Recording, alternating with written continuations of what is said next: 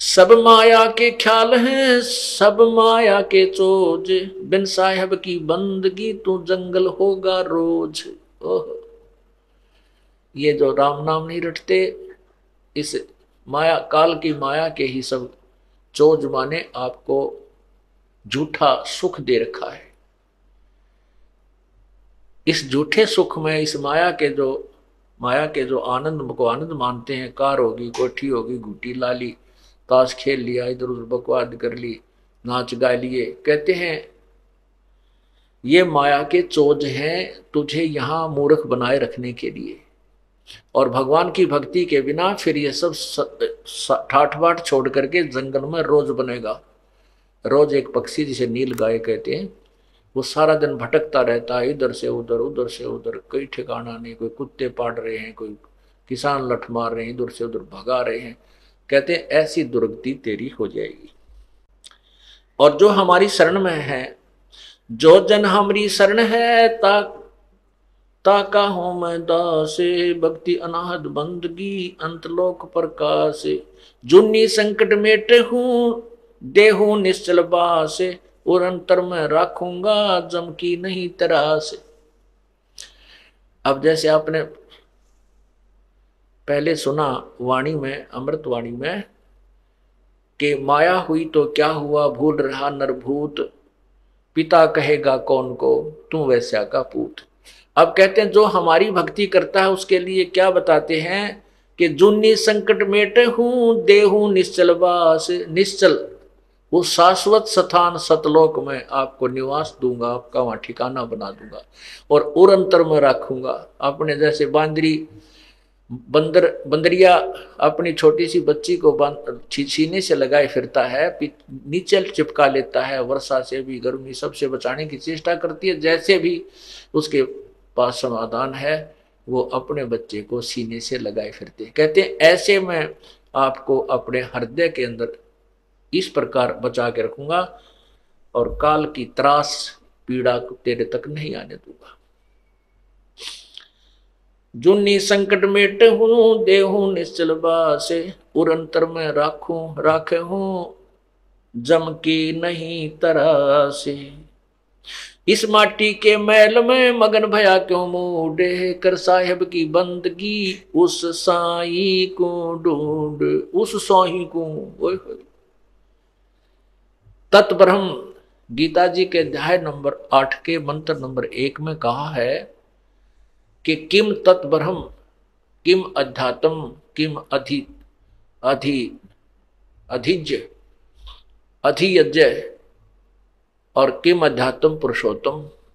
कि वो किम कौन सा, वो तत्ब्रह्म जिसके विषय में आपने 7वें अध्याय के 29वें श्लोक में कहा है कि तत्ब्रह्म को उस भगवान को जानने के बाद, उस ब्रह्म को जानने के पश्चात, और सारे इस आध्यात्मिक ज्ञान को समझने के उपरांत, और सभी कर्मों के बारे में जिसको जानकारी हो जाती है तत्व ज्ञान समझकर,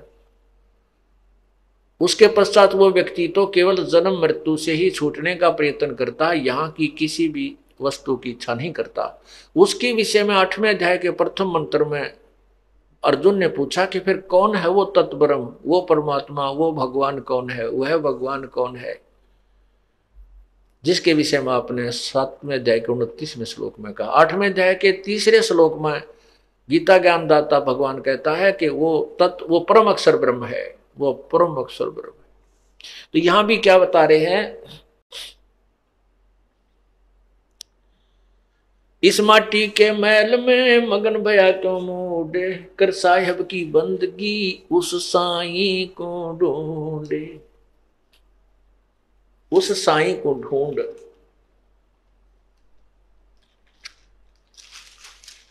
उस परमात्मा, उस साई माने उस भगवान को, तत्ब्रह्म को ढूंढ।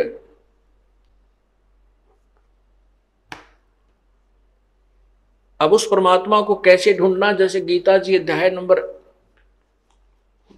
17 के श्लोक नंबर 23 में कहा कि उस परमात्मा के पाने का मंत्र है ओम तत्सत। ओम तत्सत, ओम ब्रह्म का जाप है, और तत् जो है ये परब्रह्म का जाप है। तत् सांकेतिक जो सार जिसको सतनाम प्राप्त हो गया है वो समझेगा। अब जैसे हम प्रथम मंत्र में आपको ओम नाम दिया जाता है, वो सावित्री ब्रह्मा जी का जाप है, अर्थात वो स्वाद चक्र को खोलने का की कुंजी है। अब स्थान स्थान पर अंतर होता है। जैसे एक लड़की के पिता का नाम भी हवा सिंह है और पति का नाम भी हवा सिंह है। अब स्थान स्थान पर अंतर है। जिस जिस पिता से जन्म हुआ है उसका नाम भी हवा सिंह है, उसमें उसका भाव पिता वाला है। और जिससे उसका विवाह हुआ उसका नाम भी हवा सिंह है, उसमें उसका वहां वो पति हवा सिंह ही जाना जाता है। वही हवा सिंह नाम जो है वहां पति है। तो कहने का भाव यह है कि जो ओम मंत्र आपको प्रथम मंत्र ब्रह्म गायत्री में दिया जाता है तो वो सावित्री और ब्रह्मा का जाप है। और जब आपको सतनाम के अंदर नाम दिया जाता है यही नाम ये ब्रह्म का जाप है। और तत् जो दूसरा मंत्र है वो परब्रह्म का जाप है। जैसे अब तीसरा नाम लेने की होड़ सी लगी थी, सार नाम लेने की, सार शब्द लेने के लिए हमने बार बार प्रार्थना आ रही थी कि हमें सार नाम दो जी, सार नाम दो जी, तीसरा नाम दे दो जी। अच्छा भाई, अभी जेल से आए हैं, अभी थोड़ा सा अपनी व्यवस्था में बनाने में थोड़ा टाइम लगे, हमने 2-3 महीने लगे और आपको सार नाम देंगे, अवश्य देंगे, क्योंकि ये तो आपके लिए सारा साजबाज जोड़ रखा है। अब उनको बुलाया, उनसे परीक्षा ली तो 485 में तय मेरे ख्याल में 40 पास हुए। हो तेरा गजब हुई। अब एक तो न्यू तक लाना देगा, बोला जी आपने ढंग से ना बताया नाम देते समय। अरे तेरा गजब हुए, तीसरा नाम तो पीएचडी का है। उसने कहा कि आपने केवल ये बताया था कि ये नाम ऐसे जपना है, दूसरा तत् ऐसे जपना है, आपने नूतना बताया यो ब्रह्म का है, यो परब्रह्म का है। वह बोला ये सत्संग करते समय मैं बता कौन से रागनी गाया करता, यही तो बताता हूं, तुम्हारे को ये देखना था तुम्हारी बुद्धि कहाँ काम करती है। वो तेरा गजब हो। और फिर मन ने उलाना देने का, आपने ढंग से ना बताया, यह भी उलाना उठूंगा भाई। आए सत्संग में बताता हूं, हर बार कहता हूं कि तत् यो ब्रह्म ओम ब्रह्म का जाप है, और तत् जो दूसरा मंत्र ये पर ब्रह्म का जाप है, और तीसरा पूर्ण ब्रह्म का जाप है। और फिर भी उलाना मेरे सिर पे।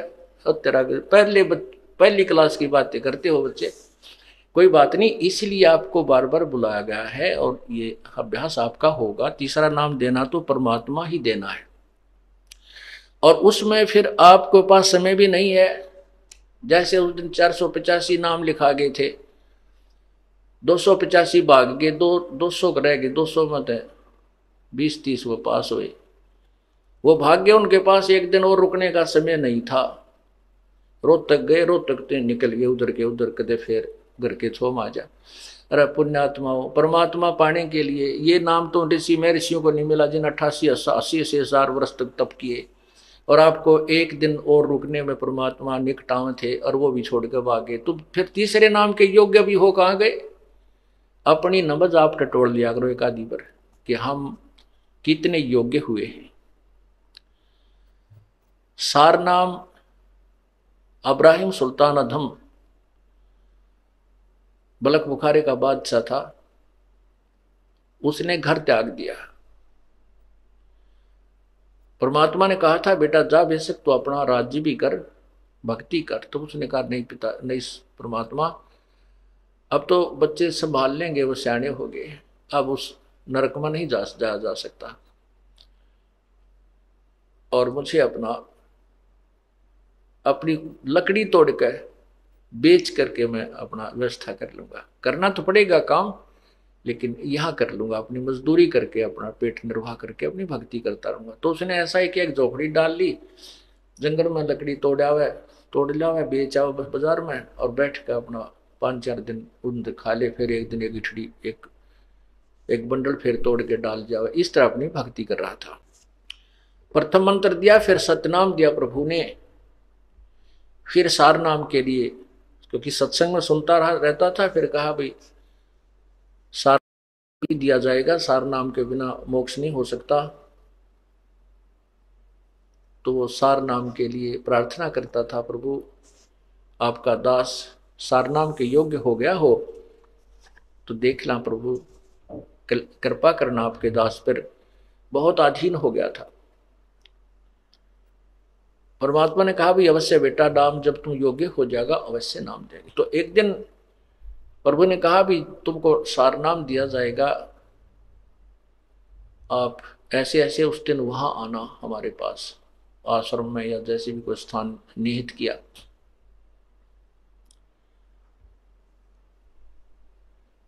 अब उधर से परमात्मा ने अपनी एक शिष्या से कहा बेटी, क्योंकि जहां परमात्मा रहते थे, क्योंकि सतगुरु ना जाने कितनी बार आए हुए हैं, वो केवल कबीर नाम से प्रकट हुए हैं, कति आम सामी तो अब मैं भगवान हूं और वो सारा अन्य उनमें भी आए हैं और कुछ दिन अतिथि रूप में रहे हैं। उनके विषय में कोई ये नहीं बता पाया कि ये कौन थे, कहाँ के रहने वाले थे। प्रश्न करा करते थे भी आप कौन हो, कहते संतों के बारे में ज्यादा नहीं खोजबीन नहीं करनी चाहिए। इस तरह वो गुप्त रूप में काफी समय तक 10-20 वर्ष 50 वर्ष कहीं रह जाते थे, फिर चले जाते थे, अपने अन्य रूप बना कर भी आते रहे। तो वो वहाँ एक आश्रम सा बनाकर प्रभु रहा करते थे, झोपड़ी सी डाल के। तो वहाँ बुलाया उनको के, और उसमें प्रवेश करने से पहले 5-4 मकान आते थे और वो एक ही गली थी उसमें एंट्री करने की, और उसमें 5-4 जो मकान थे उनमें से एक मकान अपने भगत का था। तो उस लड़की से कहा बेटी अब के ये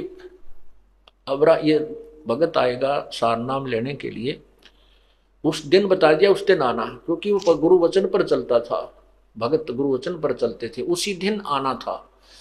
परमात्मा ने कहा बेटी अब ये ऊपर से आए ना, यहाँ तेरे मकान के नीचे से गुजरे तो इसके ऊपर एक बाल्टी गारा के कीचड़ की, पेशाब पशु भैंसा का, पशुओं का, गाय का, बकरियां का गोबर गार मिलाकर इसके ऊपर ओझ दिए, ऊपर तक उलेट देना।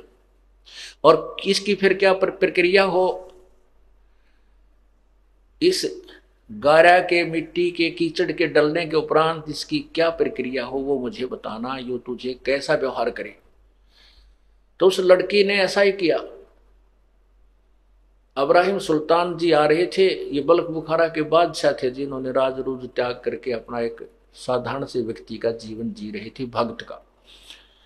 अब जैसे आपको बताया था कि विकार बरे मत जानियो जो भूबल में आगे, बहुत अधीन था, नम्रता भी बहुत थी, आता था सत्संग में जब भी जी साहब जी सर। अब ये तो परीक्षा होगी जब पता चलेगा हम कितने नम्र हैं, कितना क्रोध और काम और लोभ त्याग गया है, जब सामने चीज होगी जब पता चलेगा।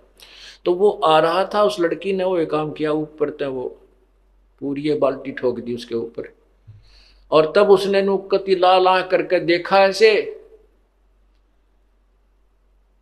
तो बहुत गुस्से में कहने लगा कि यदि आज मैं राजा होता तुझे वो सजा देता दुनिया देखती, तेरी आंखें फूट गई हैं क्या, आते जाते नहीं दिखाई देते तुझे। अब वो लड़की थोड़ी सी देर के बाद नहा धो कर अपने वहां भी पहुंच गया आश्रम में। तब पूछा बेटी वो किया आपने फार्मूला प्रयोग, बिल्हा जी किया, तो क्या क्या प्रतिक्रिया हुई भक्त की। उसको नहीं पता था कि ये कभी राजा भी था, लड़की को नहीं मालूम था कि ये राजा था, क्योंकि वो नहीं बताता था। तब उसने पूछा, लड़की ने अपने परमात्मा से, गुरुदेव से कि हे भगवान क्या ये राजा था।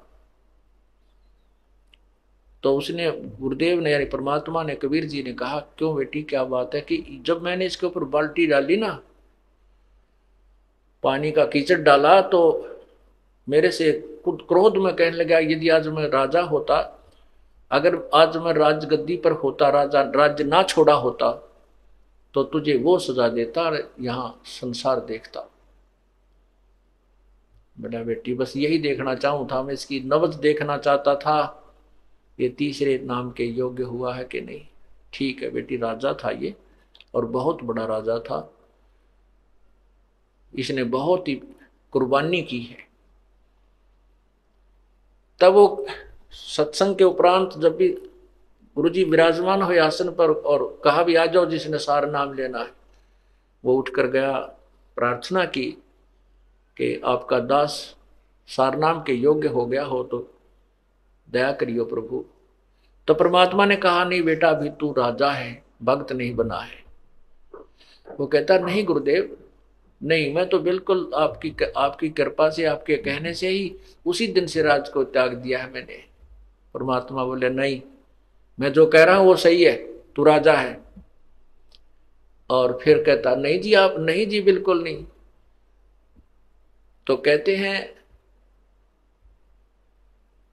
गुरु के सम्मुख वचन नहीं कहे, सो से रहनी गहनी सुख लय। यह भी उसकी कमजोरी थी, ये कहना कि नहीं जी, नहीं जी, जो गुरु जी कहे कहा जी जरूर, कोई उसको गहराई से सोचे कहां बोल रहे हैं संत। तो परमात्मा ने कहा, जा बेटा, 1 वर्ष के बाद उस दिन आना, बस, ज्यादा नहीं। तब वो चला गया। वो सोच गया, वही बात कोई गड़बड़ जरूर हुई है, गुरुजी ने मुझे ऐसा कैसे कहा। फिर अपने अंदर टटोला, झांक गया, अपने अंदर झांका, वो मेरे से ऐसी कौन सी गलती हुई, मैंने ऐसा कौन सा काम कर दिया, ऐसी क्या बात हुई। खूब सोचा साची करता करता, कभी ना कभी तो दिमाग में आती है वो गलती की सामने तो आवेगी घूम फिर के। तो उसके मन में आया, हो ना हो उस दिन उस बहन ने कीचड़ डाला था, कहीं मैंने उसको कुछ कह दिया। फिर उसने सोचे, गुरुजी को क्या पता, फिर वो काल घुमा दे।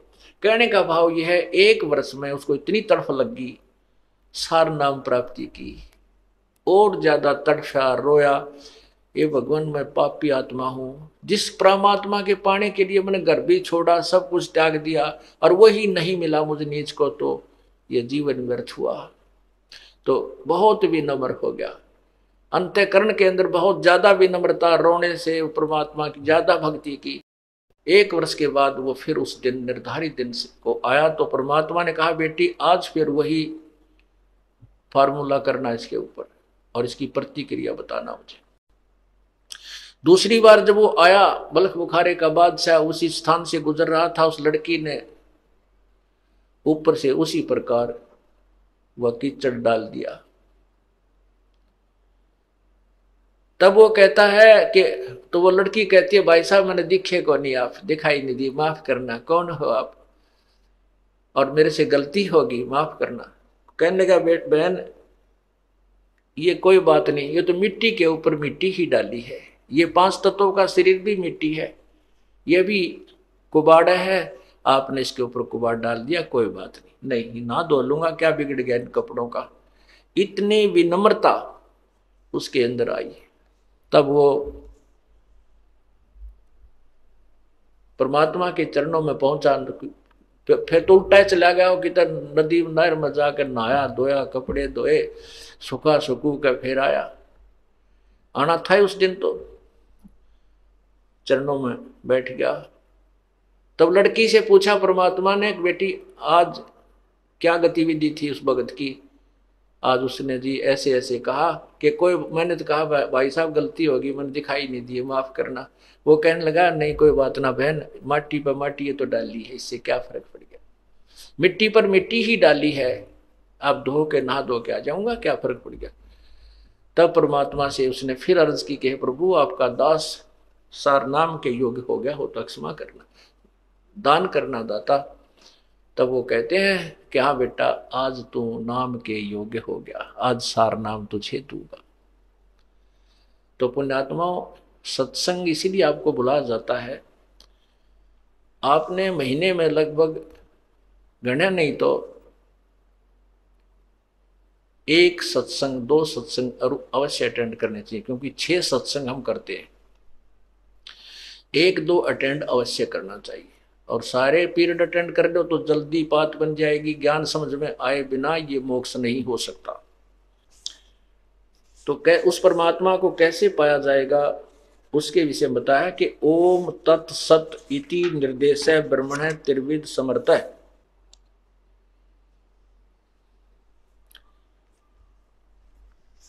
अब यहां क्या बताते हैं,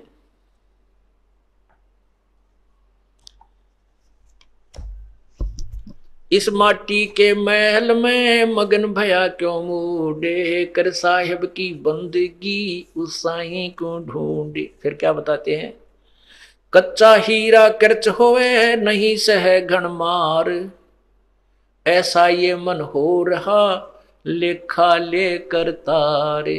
यानी तीसरा नाम देने के लिए हीरे की परख की जाती है।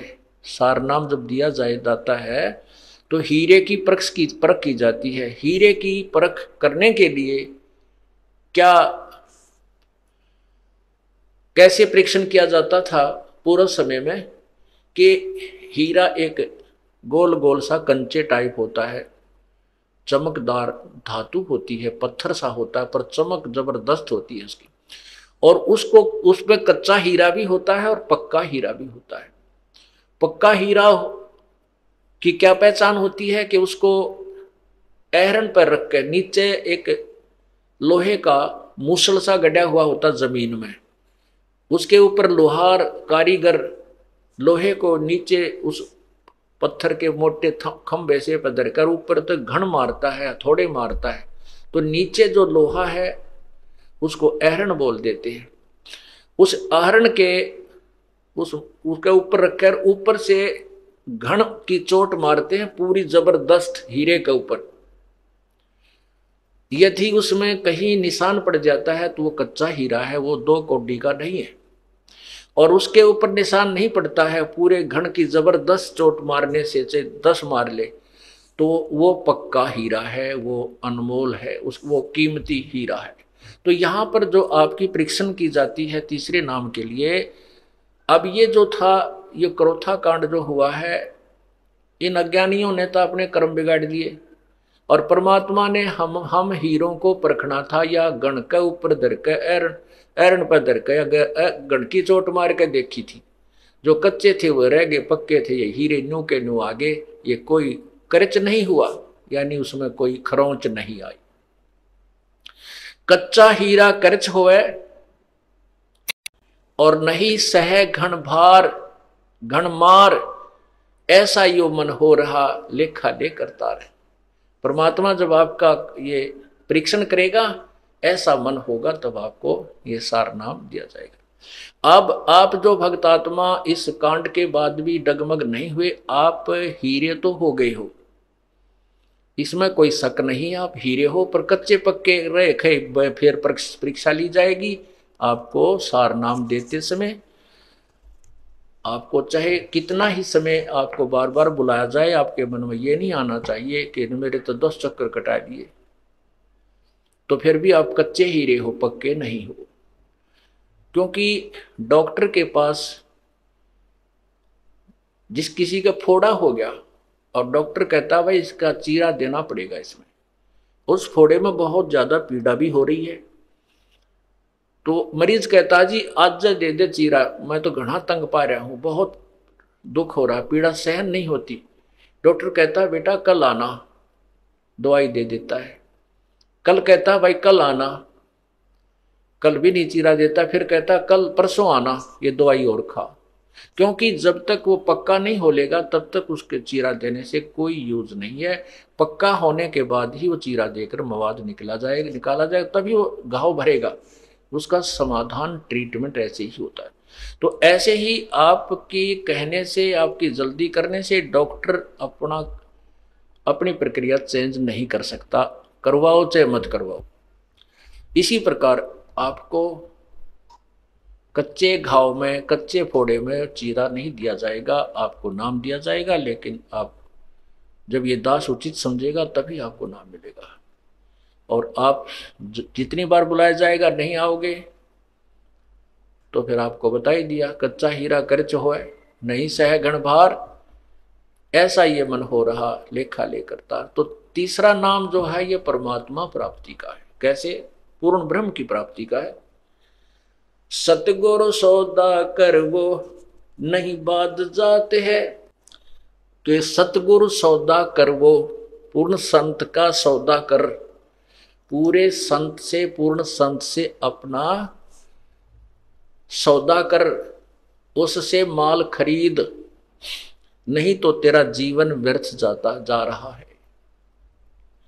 जिन तेरा पिंड प्राण बनाया उस साहिब से डरवो, उस साहिब से, उस परम पिता से, पूर्ण ब्रह्म से। अजप्पा जाप जपो मन बोरे है जम किंकर से लरवो। अजप्पा जाप, ये सतनाम जो है इसको अजप्पा जाप भी कहते हैं। श्वास बाहर श्वास उश्वास से नाम जपया जाता है सतनाम का, जिसमें दो मंत्र हैं। एक ओम मंत्र है, ये ब्रह्म का, और तत्व मंत्र जो आपको संकेतिक मंत्र है, उपदेशी को भी बताया जाता है, वो पर ब्रह्म का। इसको श्वास उश्वास से जपया जाता है।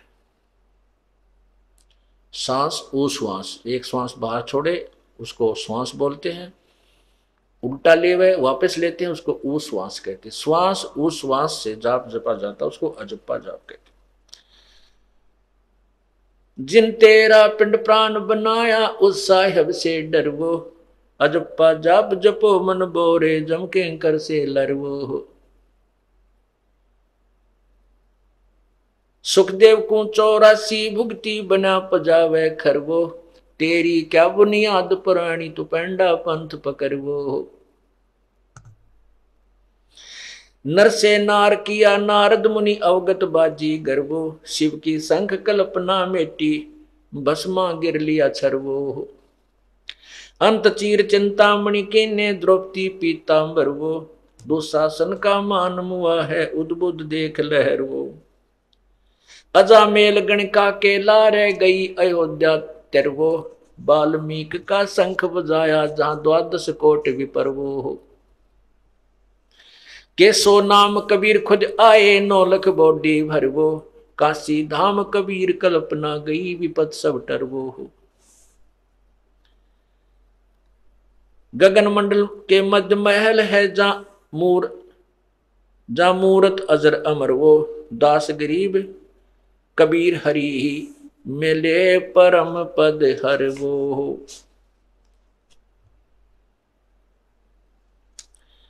अब इसमें क्या बताया है कि सतगुरु सौदा कर वो, नहीं तो भाई बाद जात है, व्यर्थ तेरा जीवन समाप्त हो रहा है।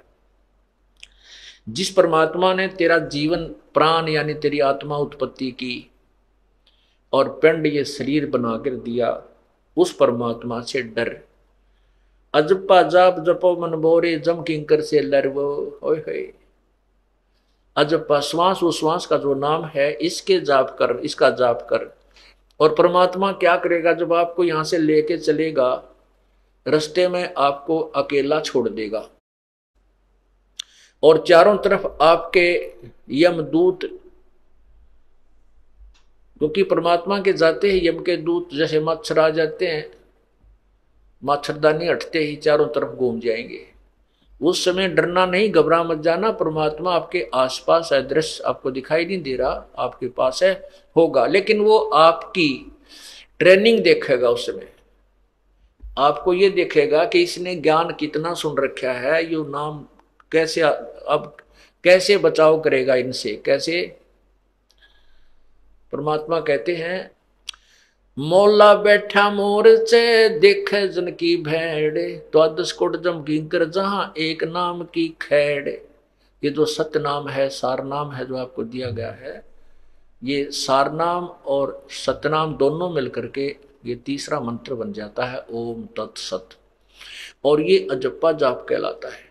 जब आपके ऊपर कोई आपत्ति ऐसी आती है तो आपने सतनाम का श्वास उश्वास से जाप कर देना शुरू कर देना चाहिए।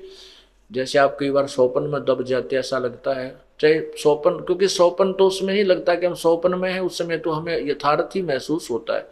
कोई आपत्ति आती है, इस तरह को भयंकर वस्तुएं दिखाई देती हैं, तो सतनाम का सिमरण करना शुरू कर देना चाहिए श्वास उश्वास से।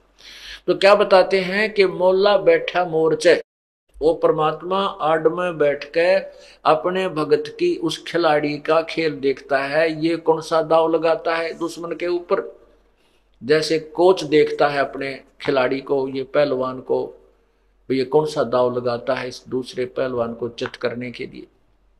मौला बैठा मोर्चे देखे जन की भेड़। भेड़ माने भिड़ंत, उसकी कुन की कुश्ती देख रहा है यम किंकरा की और अपने भगत की। तो उसके लिए क्या दाव बताते हैं कि 12 करोड़ यमदूत वहां पर हो और एक सतनाम का सिमरण कर दे, या एक टक्कर में वह सारे कमर के तान गिरेंगे, उनके जो ना पीछा जाके लगेगा। 12 कोट जम के इंकर जहां एक नाम की खैड़, खैड़ माने टक्कर मारना, नू सुंडी में मारे दावे का टक्कर, फिर वो एकदम गिर जाए। तो ये जो आपका जो तीर है, ये श्वास ओ श्वास का एक सिमरण, एक ही सिमरण के करने से कहते हैं 12 करोड़ यम के दूत इधर उधर बिखर जाएंगे, निकट नहीं आएंगे, फिर परमात्मा आपको सीने से लगाकर ले चलेगा। हालांकि आपत्ति नहीं आने देगा बिल्कुल भी। फिर वो देखा तो है ना, ये भी कौन सा फार्मूला अपना हुआ है, अकूड़ा माँ ने याद कर आयो माँ मर गया, आयो बाबू मर गया, आयो मन बचाइयो, तो वहां कोई बचाने वाला नहीं होता। वहां ये नाम और भगवान बंदी छोड़ गढ़ा नहीं था, फिर है बंदी छोड़, है बंदी छोड़ करने लग जियो, कदे उड़ा माता पिता को याद करने लग जाओ, कति फेल हो जाओगे। अब क्या बताते हैं, उस परमात्मा के पाने की विधि बता रहे हैं। है महबूब मिला पीवो, निकट रहंदा बिछुड़ न जांदा, है महबूब मिला पीवो। 2100-600 दम है, 2100-600 दम है, नाभ नासिका मा पीवो। श्वास उश्वास मध्य बसत है, जिन ये थापना था पीवो। सुरत नरत मन पवन समोवो, जपले अजप्पा जा पीवो। तिल की ओट सुमेर बसत है, समझ बूझिया काफी वो। गरीब दास सट दर्शन खाली, पत्थर पूजे पापी वो। के जो पत्थर पूजते हैं वो अपराधी हैं, क्योंकि गीता जी में लिखा कि शास्त्र विधि को छोड़कर जो अन्न उपासना करते हैं वो अपराध कर रहे हैं। जैसे गीता जी अध्याय नंबर 7 के श्लोक नंबर 12 से 15 में तीनों गुणों रजगुण ब्रह्मा, सदगुण विष्णु, तमगुण शिव जी अर्थात त्रिगुणमयी माया के उपासकों को भी राक्षस स्वभाव को धारण किए मनुष्यों में नीच दुष्कर्म करने वाले मूर्ख कहा है।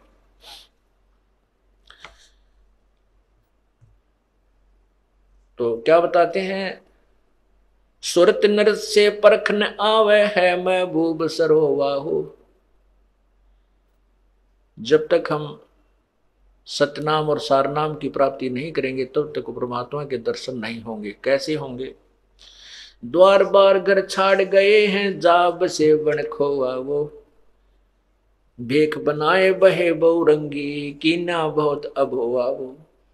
कि जिन्होंने घर भी त्याग दिया, बनखंड में जाके जंगल में जाके गुफा भी बना ली, और किसी विशेष परंपरा में जाके उसने भेष भी ले लिया, अलग से कोई वेशभूषा बोलते हैं, जैसे कोई गिरी है, कोई पुरी है, कोई नागा है, कोई गुड़, इस तरह उसकी अपनी वेशभूषा, कोई वैष्णव है, ऐसी वेशभूषा भी बना ली। और कामी करो दी बंग मंझारा, छाड्या लोभ न मोआ वो है।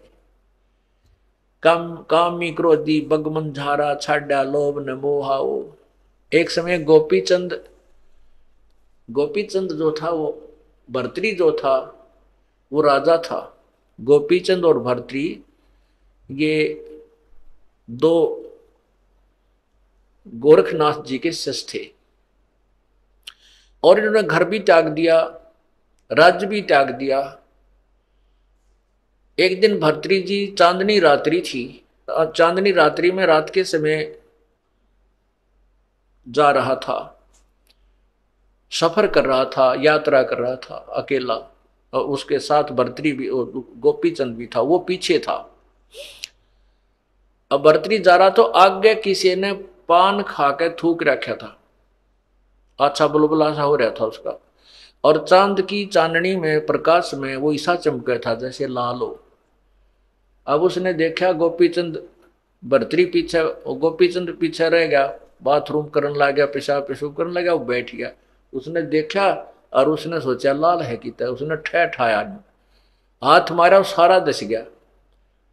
उधर से भर्तृ गोपीचंद का ध्यान पड़ गया, क्या मिल गया महात्मा जी? ने बोला मेरे कर्म मिल गए बने। मेरे कर्म मिल गए। मैंने सोचा था लाल है यो, मेरा हाथ दस गया थूक मेरे तरह के। तो परमात्मा यहाँ कहते हैं घर भी त्याग दिया और लोभ फिर भी ना छूटा, लाल पर टूट के पड़ गया, लाल समझ गया वो थूक ठा लिया अंधेरे में। तो यहाँ कहते हैं कामी कामी क्रोधी बंग मझारा छोड़ा लाभ लोभ न मोहा वो, पिता विवेक अक्षमासी माता जिन दूर किया दिल द्रोहा वो, मांडा खेत नेत जस गाऊं सतगुर पकड़ा लोहा हो, 14 भवन गवन सब छूटे दिल ही अंदर जोया वो, है निज धाम दरस दिल माही करम भरम सब खोया वो, सिज्जा अदर सिंहासन अवगत तुरिया पुद में सोया वो, अनहद तारी लगी हमारी उजू अकल से धोया हो। अनहद तारी, तारी माने लौ, और अनहद माने अखंड, यानी हर समय उस परमात्मा की ही का ही चिंतन बना रहे, उसी की लगन लगी रहे, उसको अनहद तारी कहते हैं, जिस जो कभी खंड ना हो। अब क्या कहते हैं कि बिना प्रेम पावे नहीं चाहे कोट समाधि ला। परमात्मा के प्रति जब तक हमारी आत्मा नहीं खिंचेगी, यानी उसमें प्रेम नहीं होगा, प्रभु नहीं मिलेगा। और फिर उसके साथ बताते हैं कि छिन घटे छिन बढ़े छिन चढ़े छिन उतरे, सो तो प्रेम ने कहावे, और अघट प्रेम पिंजर बसे प्रेम कहावे सोई।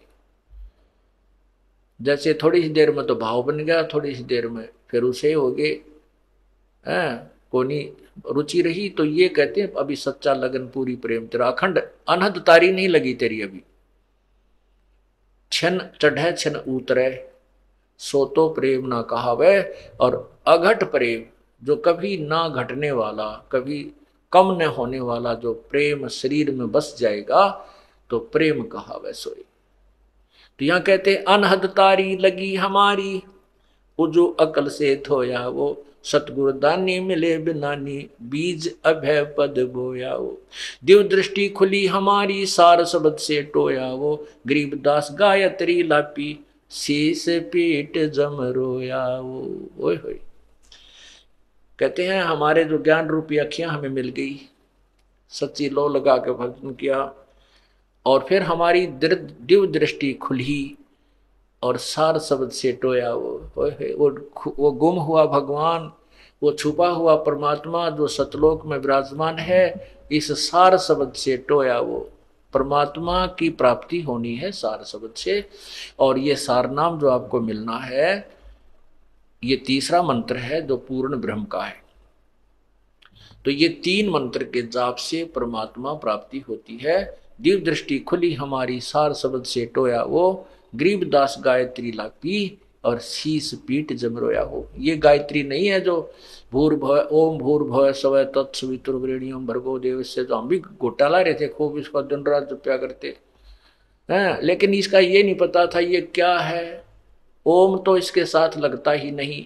ये तो यजुर्वेद के 36वें अध्याय का तीसरा मंत्र है, और एक किसी सदग्रंथ के केवल एक श्लोक का रट्टा लगाने से प्रभु प्राप्ति नहीं होती। वो तो प्रभु के गुणों का ज्ञान होता है, वो कैसा है, क्या करता है।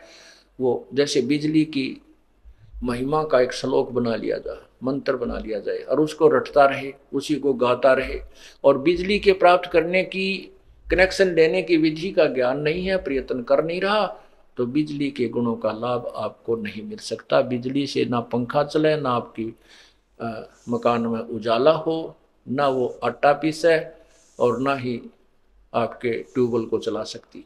जो गुण तू रोज गाता है, जब तक उसको प्राप्त करने की विधि नहीं प्राप्त करता है, जैसे ये सार नाम जो सतनाम, ये 3 मंत्र का जाप है, ये तो समझो बिजली का कनेक्शन लेना है, और फिर आपको वो लाभ होंगे। और इसके गुण गाएं, जा भूर्भुवः स्वः तत्सवितुर्वरेण्यं भर्गो देवस्य धीमहि धियो यो न प्रचोदयात्। अगर यही करता रहा, ये तो भगवान की महिमा है, इसने चाहे 100 बार गा ले, इससे केवल एक ज्ञान यज्ञ का फल मिलेगा, परमात्मा नहीं मिलेगा। यज्ञ का फल है जैसे परमात्मा की वाणी, चाहे गीता जी की वाणी पढ़ो, चाहे वेदों की पढ़ो, इसके लेवल की जो लाभ है वो मिलेगा।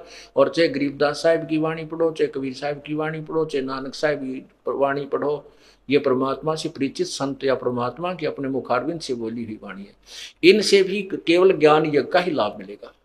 परमात्मा मिलेगा इस 3 मंत्र से। ये देखिएगा यजुर्वेद अध्याय नंबर 36 का मंत्र 3, इस ये गायत्री मंत्र कहा जाता था, जबकि गायत्री मंत्र वालों को ये नहीं मालूम था, गायत्री मंत्र का डंडोरा पीटने वालों को ये नहीं मालूम था ये तुम क्या बता रहे हो, ये कहां से ग्रहण हुआ, आज तक किसी को पता नहीं था।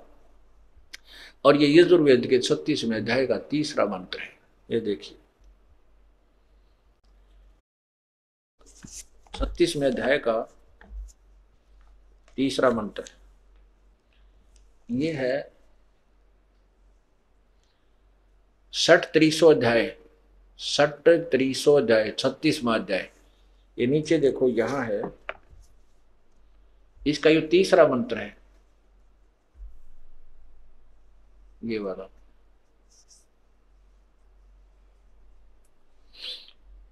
ये 3रा मंत्र है,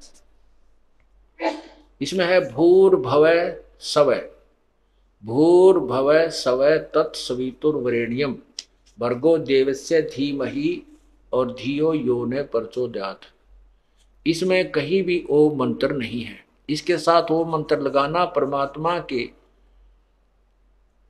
परमात्मा की वाणी के साथ खिलवाड़ करना है, परमात्मा को अल्पज्य सिद्ध करना है।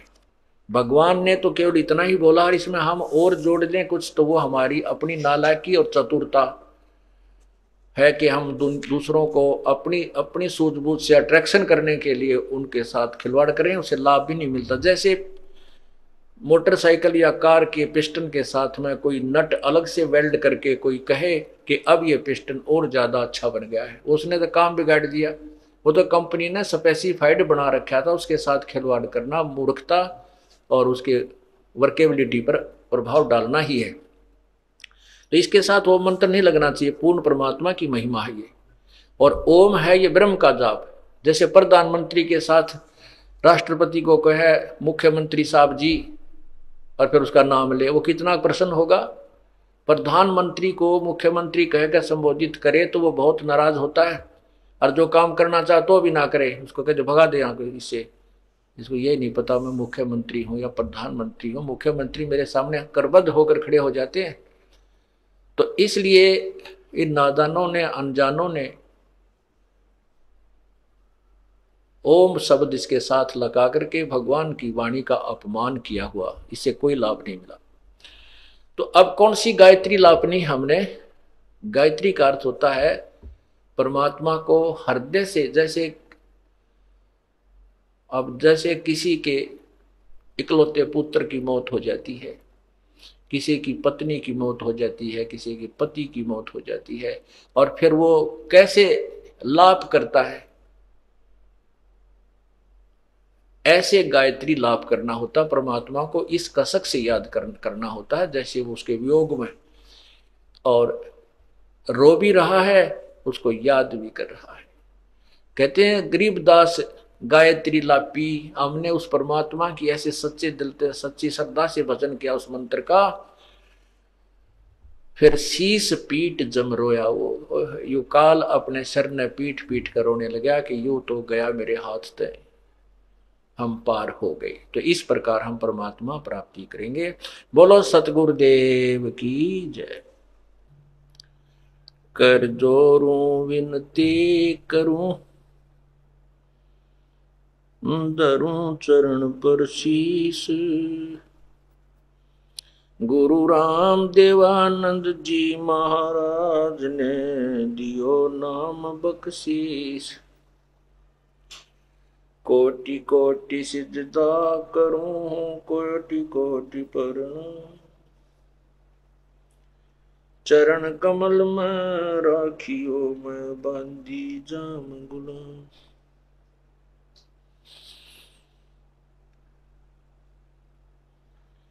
गुरु जी तुम ना भूलियो, चाहे लाख लोग मिल जाई, हमसे तुमको बहुत है, तुमसे हमको नहीं। तुम्हारे विसारे क्या बने, मैं किसकी शरण में जाऊं। शिव विरंच मुनि नारदा, तिनके हृदय न समान।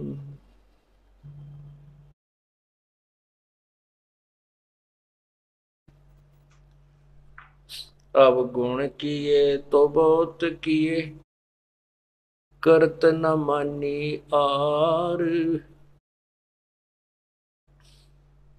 बावे बंदा बख्श दियो, बावे गर्दन उतार। अब गुण मेरे बाप जी, बख्शो गरीब नवाज।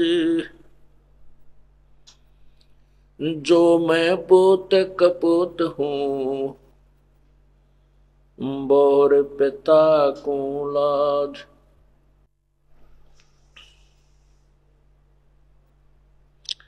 मैं अपराधी जन्म का, नक्सक भरे विकार। तुम दाता दुख भंजना, मेरी करो संभाल।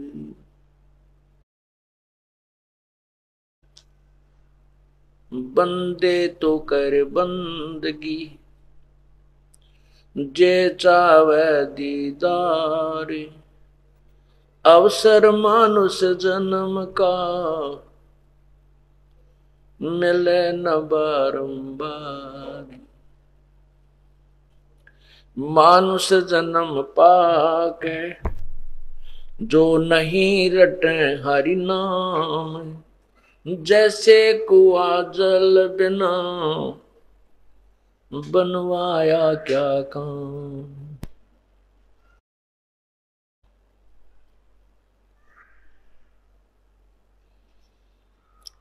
रतन जड़ाऊ मंदिर है,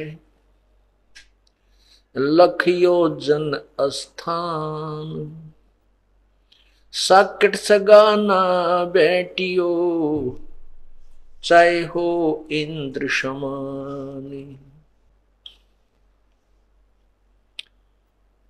वो पृथ्वीपति चकवे गए, जिनके चक्र चलंत। रावण सरीखे कौन गिन, ऐसे गए अनंत। कबीर हरि के नाम बिना, राजा रसब होए। मिट्टी लदे कुमार के, घास न नीरे कोई। कबीर हरि के नाम बिना, ये नार कूतिया होए। गली गली भौंकत फिरे, भाई टूक न डाले कोई। बीबी पड़दे रहे थी, ड्योडी लगे थी बार।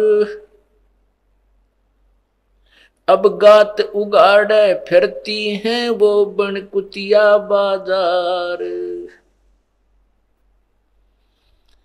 वो पर्दे की सुंदरी, सुनो संदेशा मोरे। अब गात उगाड़े फिरती हैं, करें सरायों सोरे। नक बेसर नक पे बनी, पैर थी हार हमेल। सुंदरी से कुतिया बनी, देख साहेब के खेल।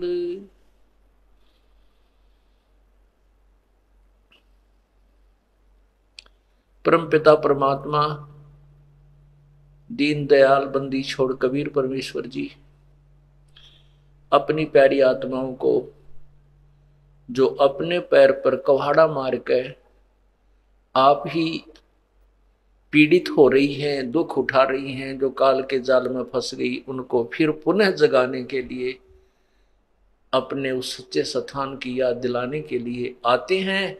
और उनको इस अज्ञान अंधेरे में और मोह ममता की नींद के अंदर सोए हुओं को कैसे जगाते हैं। शब्द की चोट मारते हैं। क्या कह रहे हैं कि आज जो राजा बना है वो अपने पिछले जन्म के पुण्यों से बना है, अपनी भक्ति साधना से बना हुआ है। ऐसे ही कोई पुण्यात्मा रानी बनी है, वो भी पिछले अपने पुण्यों से ही बनी हुई है, और उन पुण्यों को वो समाप्त करके इस जन्म में अपना जो किया हुआ आनंद, जो सुख है, राज्य है, उसका भोग भोग कर मृत्यु को प्राप्त हो जाएंगे। और जो सत साधना नहीं करेंगे तो आने वाले जीवन में उनके साथ क्या बनेगी, उनको क्या कितनी यातनाएं सहनी पड़ेंगी वो बता रहे और जगा रहे हैं। क्या कहते हैं कबीर, हरि के नाम बिना ये राजा रसब हो। रसब कहते हैं खच्चर ने, अच्छे बड़े गधे ने। और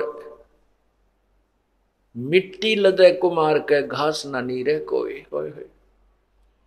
वो राजा जो भगवान की भक्ति नहीं करता, ये नहीं कि सभी राजा गधे बनते हैं, नहीं। जो परमात्मा को याद नहीं करते, सत साधना नहीं करते, भक्ति भी करते हैं और यदि वो शास्त्र विरुद्ध करते तो भी व्यर्थ है। और जो शास्त्र अनुकूल साधना जो राजा करते हैं, वो राजा प्रजा के हितैषी होते हैं, प्रजा को अपने संतान की तरह पालते हैं। वो भेदभाव नहीं करते हैं, राग द्वेष नहीं करते हैं, वो कोई बकवाद नहीं करते। जैसे राजा अम्बरीश थे, राजा अम्बरीश ने उस समय भक्ति की, अगले जन्म में फिर वो राजा जनक बने। राजा जनक के बाद वो अपने पुण्यों को समाप्त करके फिर नानक जी बने। और यदि नानक जी को परमात्मा नहीं मिलते, सत्साधना नहीं मिलती, तो और भी ना जाने किस दुनी में उनको जाना पड़ जाता। और जो राजा भक्ति नहीं करते वो सीधे ही पशु जुनी में गधे बनते हैं। जैसे स्वर्ग का राजा इंद्र भी अपने समय को पूरा करके, शासन को पूरा करके, उसके बाद पहला जीवन गधे का प्राप्त करता है, उसके बाद अन्य योनियों में चला जाता है। तो उसी को परमात्मा याद दिलाते हैं कि कबीर, हरि के नाम बिना वो राजा रसब हो, और माटी लदे कुमार के फिर घास ना नीरे कोई। उस राजा को जो परमात्मा की भक्ति नहीं करता था और यही माया के जोड़ने में लगा रहा, यही अपने राज्य के सुख को भोग कर चला गया, वो गधा बनेगा। और गधा बनने के बाद कुम्हार उसके साथ कैसा सलूक करता है, सारा दिन काम लेता है और शाम के समय बोरा उतार कर थैला उसकी कमर पर एक डंडा मारेगा और जंगल की तरफ भेज देता है। वहां उसको खाने को भी आहार नहीं देता, वो घास कहीं बाहर ही चर के आता है और फिर सुबह फिर कान पकड़ के और चालता कर देता है। वो पुण्यात्मा जो राजा था, उसके हुक्म में सैकड़ों हजारों सैनिक रहते थे। आज परमात्मा की भक्ति के बिना वो पशु जूनी बन करके और कुम्हार के लठ खा रहा है। ये परमात्मा याद दिलाते हैं, ये भोली आत्मा तू कुछ सावधान हो, मनुष्य जीवन प्राप्त किया है आपने। ये मानुष जन्म मिलना कोई आसान बात नहीं है। ये ना जाने कितने पुण्य कर्म, कौन कौन से जन्मों के अब के शेष बचे हुए थे जिससे मानव जन्म मिलता है। और मानव जन्म में फिर ये तत्व ज्ञान मिल जाए तो फिर आपके पुण्यों की कोई गिनती नहीं है। और इसको जो व्यर्थ कर देगा उसके साथ बहुत भयंकर कहानी बनेगी, जो कि अभी बताई जा रही है। फिर कहते हैं कि वो रानी जो पुण्यात्मा पिछले पुण्य जन्मों कर्मों से, पिछले जन्मांतर के पुण्य कर्मों से अब रानी बनी है, पर्दों में रहती है, पालकियों में चलती थी, अब एयर कंडीशन और काले शीशों की कारों में चलती हैं। और वो संतों से संपर्क में नहीं आ सकी, संतों के संपर्क में नहीं आ सकी, क्योंकि वो लोग कहते थे हमारी तो खानदान की बहुएं हैं, ये नहीं जाया करती सत्संग, हमारी इज्जत उतर जा। परमात्मा कहते हैं इज्जत तो जब उतरेगी जब कुतिया बनकर नगन उगाड़ी फिरा करेगी गलियों के अंदर, इज्जत तो वहां बिखरेगी।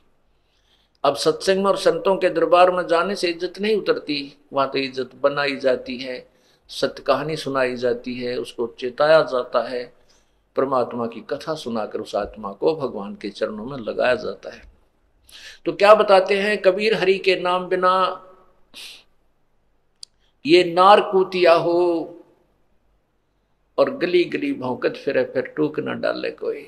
ओए होए पुण्यात्माओं, आज हमें ये बातें बेशक ना अच्छी लगती हों, और चाहे हम ये भी मान बैठे हों कि नहीं हम ऐसा वैसा नहीं बनेगा, हम तो मनुष्य ही बन जाएंगे। कुछ ऐसे सिरपरे पंथ भी हैं, एक आध पंथ है वो कहता है कि मनुष्य तो मनुष्य ही बनते हैं और गधे गधे ही बनते हैं, पशु पशु ही बनते हैं। ऐसा कुछ नहीं है, वो तो भ्रमित लोग हैं, ऐसा नहीं है। ये तो 84 लाख योनियां जीव को भोगनी पड़ती है। ये दूसरी बात है कि एक पुण्य आत्मा के लग कंटिन्यूस हो सकता है 2, 4, 10, 5 मनुष्य जन्म भी हो सकते हैं, यदि उसके कोई पिछले पुण्य शेष है तो क्या बताते हैं, वो रानियां जो पर्दे में रहा करती थी, एडी से लेकर चोटी तक पर्दे डाले रखा करती थी, बुर्के पहना करती थी, और घरों में भी पर्दे लगे होते थे। पालकियां जाती थी तो भी पर्दे डाल करके उस में बैठाया जाता था। वो संतों के सत्संग से वंचित रहने के कारण अपने अनमोल मनुष्य जन्म को बर्बाद करके फिर कुतिया बन जाती है। बीबी पर्दे रहे थी वो डोडी लगे थी बार, सामने डोडी चौकी लगती थी, उनके पुलिस पोस्ट हुआ करती थी। कोई भी व्यक्ति उनसे या कोई भी ऐसा वैसा व्यक्ति या संत कोई भी उस राजा के महल की तरफ झांक भी नहीं सकता था। अब गात उघाड़े फिरती हैं वो बन कुतिया बाजारे, वो पर्दे की सुंदरी सुनो संदेशा मोरे, गात उघाड़े फिरती हैं इब करें सरा में सोरे। वही रानी जो पहले काजू और किशमिश बादाम डालकर हलवे बनाकर बांदियां बनाया करती थी, दासी नौकरानियां बनाया करती थी, और वो 4 चम्मच खाती थी, शेष झूठा छोड़ देती, जिसको नौकरानी और उनके बच्चे खाया करते थे। अब वही एक परमात्मा के नाम के बिना कुतिया बन करके धर्मशालाओं के आसपास डेरा लगाए रहती है, और एक टूक के लिए, एक ग्रास रोटी के लिए वह अतिथि जो खाना खा रहे होते थे उनके मुख की तरफ ताकती रहती है, ऐसे देखती है कि एक टूक ये किस समय तेरी तरफ फेंकेगा। देख कोर्ट मुकदमा मोल ले लिया उस नादान आत्मा ने, सत्संग के अभाव से, संतों की शरण में न जाने से। कहते हैं नक बेसर नक पबनी, इसे सुंदर सुंदर नाका में कि काना में इसे मोटे मोटे सोने के आभूषण पहरा करती थी, हार पहनती थी 9-9 लाख रुपयों के। नक बेसर नक पबनी पह रहती हार हमेल, अब सुंदरी से कुतिया बनी देख साहिब के खेल। अब के शकल बनवा ली नादान आत्मा ने। पुण्यात्माओं, इस आत्मा को जगाने के लिए परमात्मा ना जाने कैसी कैसी चोट मारता है, जैसे शराब भी न ठाया करे। हम इस माया के अंदर, इस काल की माया के अंदर इतने मोहित हो चुके हैं, हमारे ऊपर इतना जबरदस्त प्रभाव है त्रिगुणमयी माया का, रजगुण ब्रह्मा सदगुण विष्णु तमगुण शिव जी के द्वारा, कि इसमें ये एंटीबायोटिक परमात्मा की अमृतवाणी और ये जाप मंत्र सारे प्रयोग करने से ये इसका नशा, इसका प्रभाव हमारे से निष्क्रिय होता है, और तभी हम सत्संग की तरफ आ सकते हैं। अन्यथा ये वही हमें सत्संग से दूर रख करके कोई न कोई आलस या कोई ऐसी कहानी बना करके परमात्मा से वंचित रखता है।